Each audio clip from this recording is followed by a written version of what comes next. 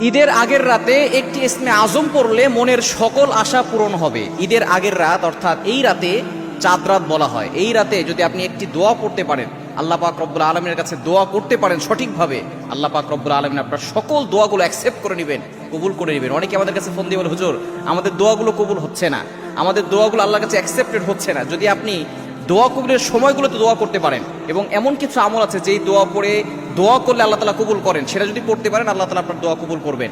এটা তিরমিজি শরীফের 3475 নম্বর হাদিস। এই ইসমে আজমটি একবার এক সাহাবী পড়েছিলেন।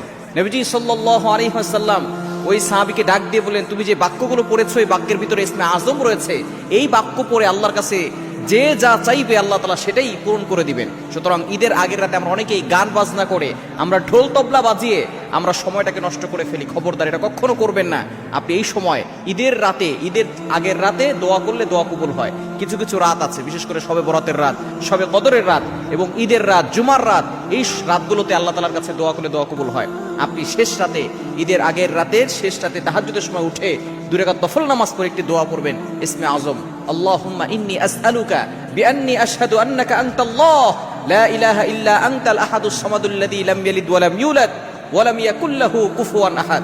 এই ছোট্ট ইসমে আজমটি পড়ে যদি আপনি আল্লাহর কাছে দোয়া করতে পারেন, আল্লাহ তাআলা আপনার সকল দোয়াগুলো অ্যাকসেপ্ট করবেন, আপনার মনের সকল চাহিদাগুলো আল্লাহ পাক রব্বুল আলামিন পূরণ করে দিবেন।